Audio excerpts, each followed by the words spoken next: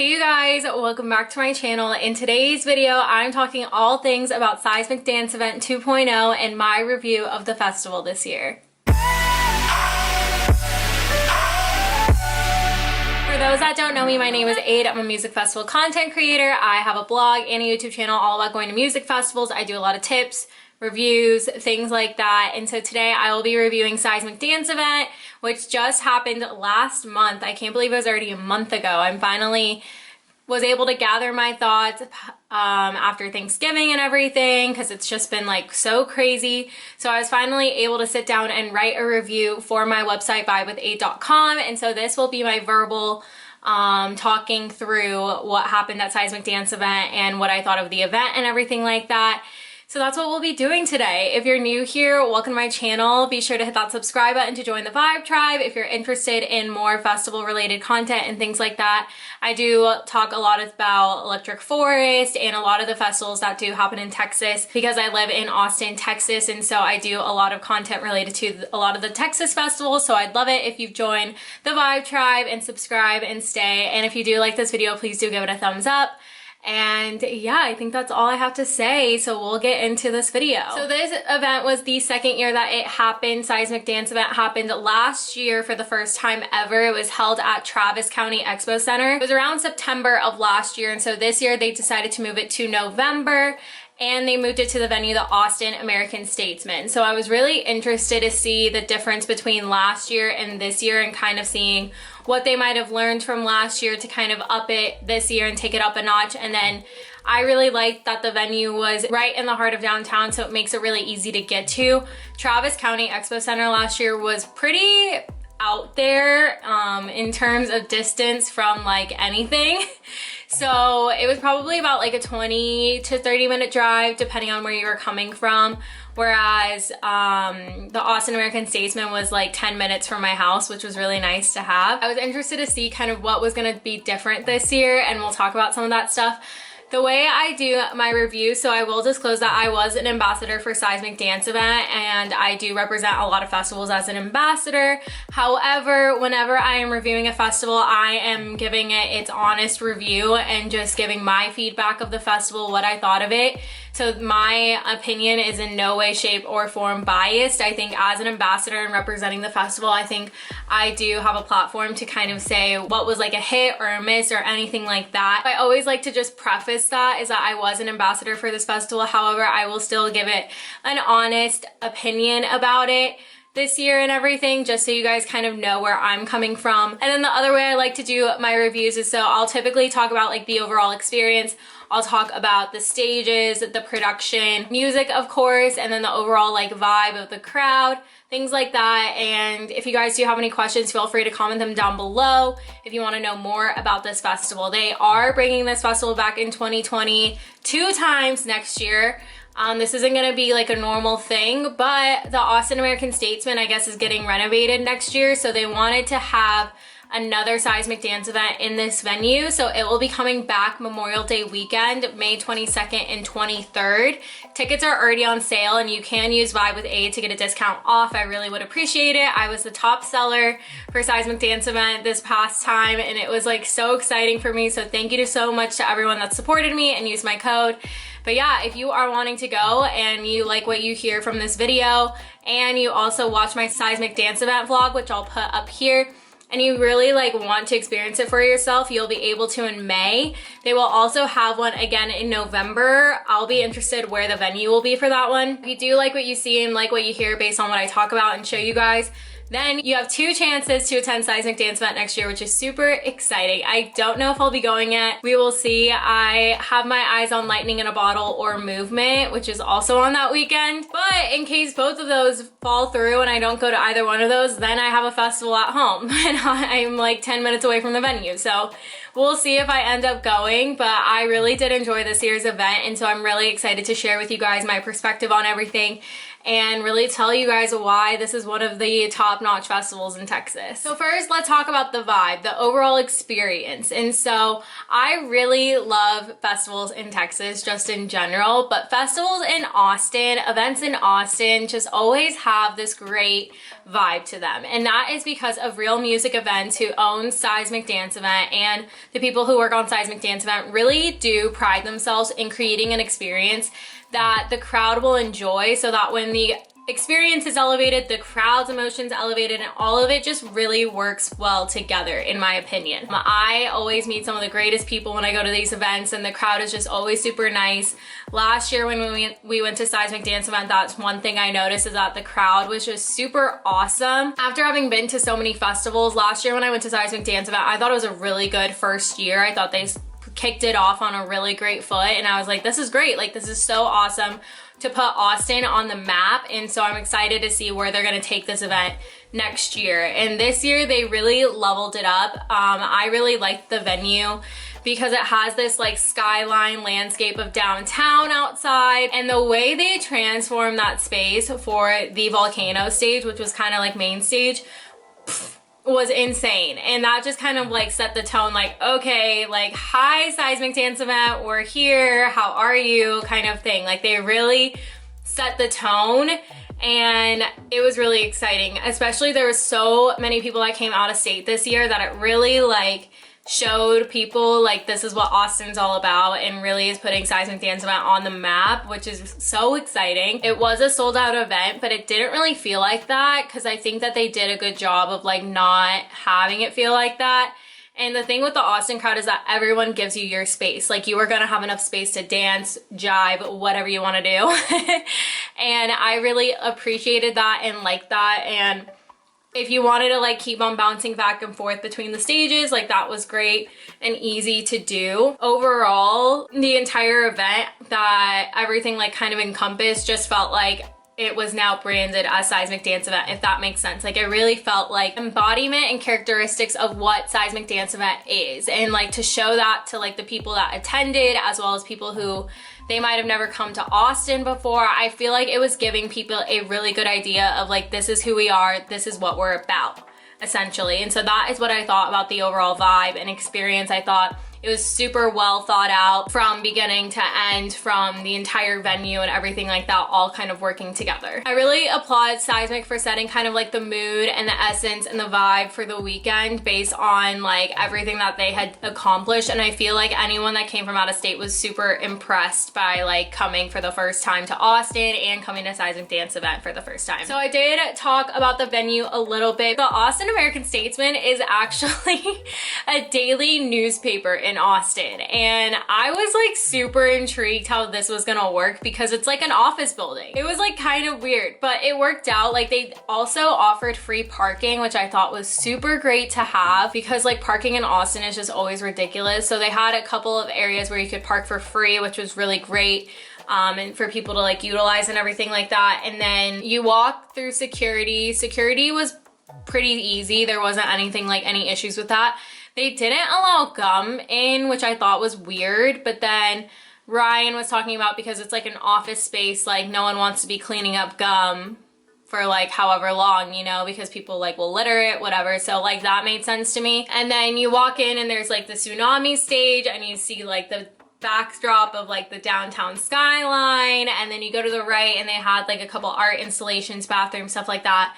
And then you walk up these steps and go into the event space or warehouse or whatever, and it was a pretty big space. I think they had bathrooms for like backstage and like VIP, but they didn't have bathrooms for GA, which I heard was like a pretty big problem at some points, that you would have to go back outside to go to the bathroom and then go back inside, which I'll talk about why that was an issue towards the end of the night. And then you walk towards the back of the building and you come back out, and then you're in like this courtyard, and you could just see like all the offices surrounded around you, and you're like, whoa, like I am in an office space again. But they did transform that space to make it this like very intimate, cool vibe where a lot of the local and up and coming artists were. It was actually really funny. When I was in line for the VIP bathroom, I met a girl that worked at the Austin American-Statesman. I was like, is this so weird seeing like your own office space like after hours? And she was like, yeah, this is pretty weird. So I thought that was really funny that she like worked there and then like had to go to work probably on Monday and just see the place just kind of like not the same anymore. So that was funny. All in all, I thought the venue was like pretty spacious. I thought they did a good job at making use of the space and everything. The one issue was that on day one, for test pilot, and I kind of talk about this in the vlog, after Chris Lake ended, everyone went inside to the warehouse to see IO. We saw a little bit of IO, but techno was a little overwhelming for a lot of people, including me in our group. But after Chris Lake was done, there was no one playing on that stage anymore, so they just had silent disco going on. So we were like, okay, let's go do silent disco. So we go to silent disco and we go to the Sunken Garden. You could either go to Sunken Garden or you could go to Tsunami Stage and get headphones. So we went to Sunken Garden, we got some headphones, and we were like, okay, like dope, like let's go back into main stage or whatever. They had cut people off from entering main stage, and so there was this huge line outside of main stage. I was wondering if it was like a capacity issue, and I was like, that doesn't make sense to have this many people in the venue if not all of them can fit in main stage at one time, you know what I'm saying? So I thought that was super weird, and so we were just like, fine, whatever, like let's go back to silent disco. So we went to silent disco again at Tsunami Stage, and we were just like hanging out, whatever, having a good time. And then like maybe like 10 or 15 minutes passed, and like the line was already gone, and we were like, oh, dope. And so I told Ryan, I was like, I want to see a little bit of test pilot just to like check it out. And so we go to test pilot and we wait in line maybe like less than like 3 minutes maybe. And we're able to get in and everything was fine. So I know a lot of people were really upset because they wanted to see like maybe the full test pilot set, that they paid to go see test pilot, and like a lot of people did end up leaving because they thought that they would never get through the line or anything, because they were doing like a 1 in 1 out. And if everyone's wanting to see test pilot at the same time and there was no one else at that same time, then like everyone's gonna be like waiting in line for that. And then another issue was that if you were already inside for test pilot and you just like needed to go to the bathroom, you would have to go back out to go to the bathroom, and then you'd have to wait back in line to get back in. That was like someone else's issue, is that like they would have to like hold their bladder because they were scared that they wouldn't be able to get back in. Real Music Events did address this. I think bathroom lines were really crazy on day one. I was in VIP, so I didn't experience this, but they added more bathrooms. They announced at the beginning of day 2, they had added more bathrooms, and then they acknowledged what had happened. And what had happened is that the fire marshal was in attendance. He was there, and so he was worried that the moment that Chris Lake ended and IO into test pilot, like a mad rush of people would just go into the warehouse. And like we didn't even notice this because like we got into IO like that, like so quick. We didn't have to wait in a line. Prompted maybe security to be like, okay, we have to be doing like this like 1 in 1 out because like there's just a lot of people. We don't want to cause any like mad rush or anything. And like the reason the fire marshal was there in the first place is because this was the first time that they were using this venue to this magnitude. They had used this venue for a New Year's Eve event. To go from like that to like 3-stage festival with like a sold out crowd and everything, I think they were just taking extra precautions, and that was like an unexpected thing I think to happen, and so they just kind of had to like go with it. While it did upset a lot of people, it's kind of just like something that they had to navigate. And so they said like for night 2 that they probably would have like a smoother way of doing things, and like you won't have any issues day 2. And we noticed that like with Ceres D, they were still doing like a 1 in 1 out, but they were like allowing people to go to the bathroom and then come back in if they needed to and stuff like that, just to kind of have a better flow with that, and so that people wouldn't miss out on like Ceres D. So that was the only issue with the venue. Otherwise, I thought it was a really great venue. It is like in a really good location in Austin that is easy to get to. So if you're coming from out of state, like Ubers and Lyfts really aren't an issue. And we Ubered home Sunday, I want to say. We got a ride home Saturday. Sunday we Ubered home, and like we had no issues with Ubers really, so pricing and everything was pretty standard to Austin, so that was really nice. Another thing with the venue is the water situation was a little interesting. Last year for Seismic, they had water fountains, and that was not ideal to fill up a Vibedration pack with a water fountain. This year they did like big Gatorade tanks, which I thought was good. I would hope one day that maybe we could have like the refills kind of stations that you have at other festivals, but you know, don't know what the cost and stuff like that looks like, or the logistics if it's like a venue thing that they don't want that, whatever. But they did have Gatorade jugs that they were constantly refilling. We ended up just bringing our Hydro Flask because that's like an easier way to fill up that way. Aside from that, they had so much more art this year. Like there was just a lot more art and interactions, activations, things like that to fill out the space. They had 2 merch booths. They had a merch booth for like Seismic, then they had a merch booth for like artist stuff. They had a lot of vendors, food, and a lot of art installations inside and outside. A lot of good Instagram photo taking opportunities, which your girl appreciates all the time. But yeah, it really like set a vibe and like embodiment of like, this is what Seismic Dance Event is this year. So I was super fortunate that I did earn a VIP ticket for Seismic Dance Event. So I just wanted to talk a little bit about VIP. VIP, a lot of the perks is having separate bathrooms and having separate viewing areas and whatnot. I did use the bathrooms a lot and they were great. I don't think I can go back to regular GA bathrooms, honestly. I had VIP bathrooms for like Imagine, Freaky Deaky, Seismic. I was so spoiled. But yeah, the bathrooms were super nice, and then the viewing areas were also really great just to have like enough space. If you are interested in VIP, I think it would be a good move to have, since they were having some issues with the bathrooms in GA. If that's something that's like a priority to you, I think it could be worth the money. We didn't spend too much time in the viewing deck areas just because we had friends from out of town. So I would pop in like by myself sometimes and just like check it out. They had a viewing stage inside a volcano stage, like up along the left-hand side, and then they had like a pit viewing area for VIP, which I thought was really nice and cool, especially like if you're still wanting that up close view, but then you don't want to be like all up in GA, up next to people, all up in each other's business, you know, then VIP could be a really good option. So the music is what brought a lot of people to Austin because of that lineup. The lineup this year was insane. Last year's lineup was also insane, but this year's lineup, like having Test Pilot and Cerez D really was a power move, honestly. So you had 3 stages, and like I said, you had the Realm, the Sunken Garden, which was like local up and coming talent. Tsunami stage was more of your house, tech house type artists. And then you had Volcano stage, which was a lot of techno music.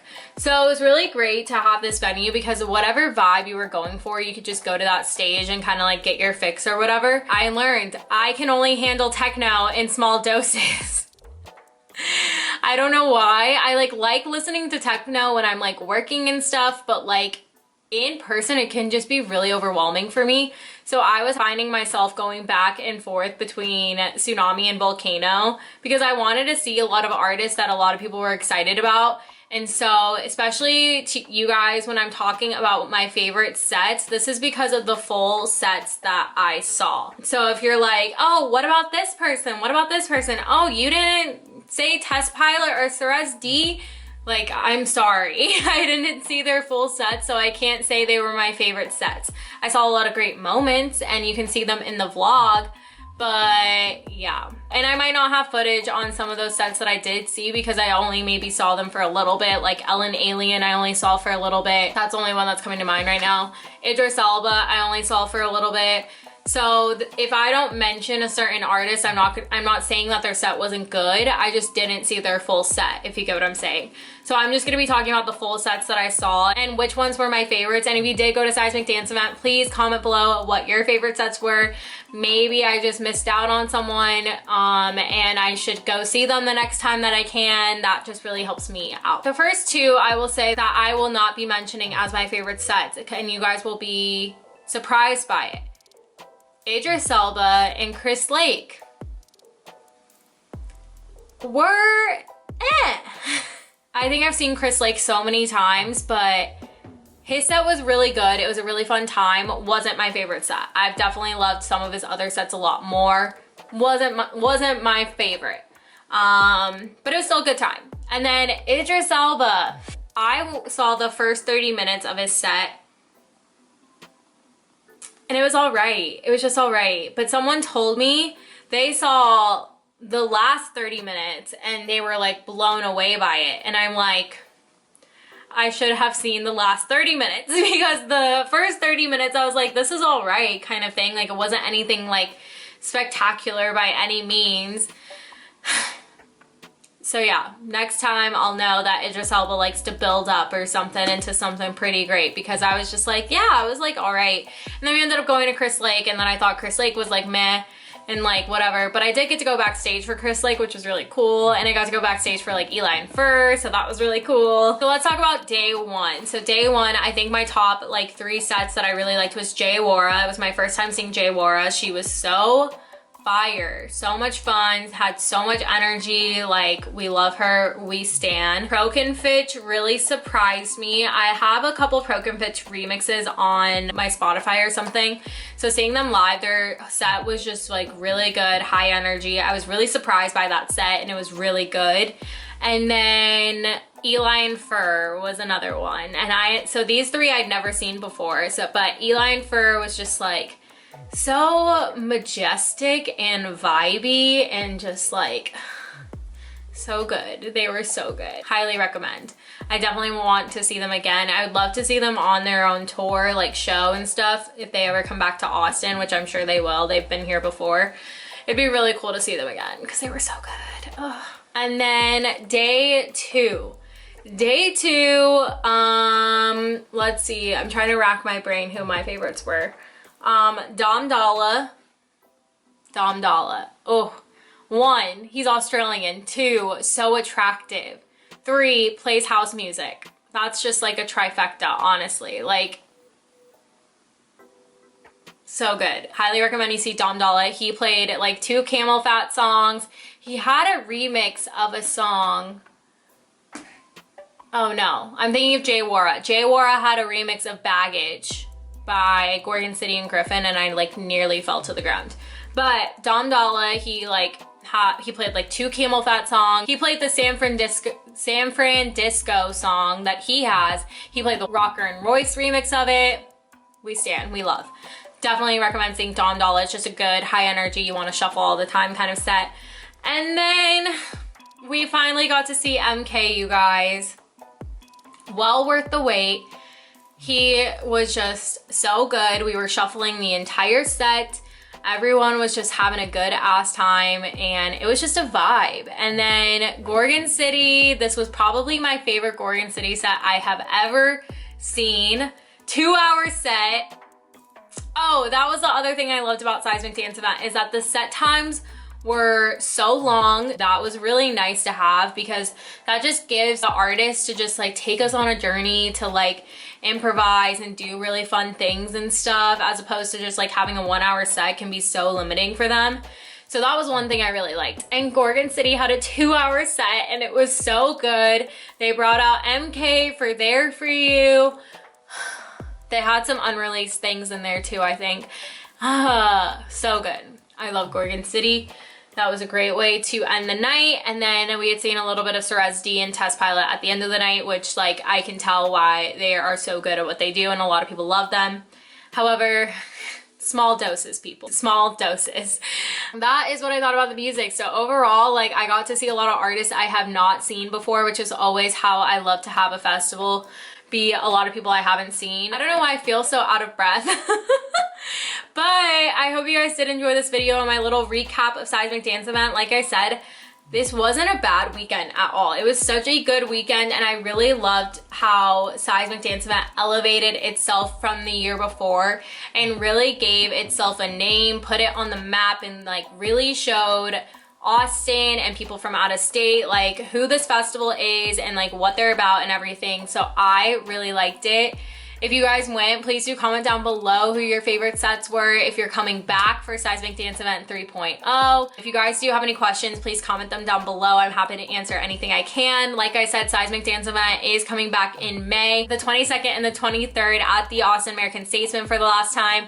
So if you guys do have any questions about like where to stay and like stuff like that as you're planning for it, feel free to let me know. And you can use Vibe with Aid for a discount on your ticket, so be sure to get on those. I think it's already like 30% sold out or some crazy thing like that. So just start getting on your tickets as you're starting to plan your 2020 festivals and everything. If you guys enjoyed this video, please do give it a thumbs up. If you like it, you want to see more like it, hit that subscribe button to join the Vibe Tribe. I love you guys so much, and I will see you in the next one. Bye.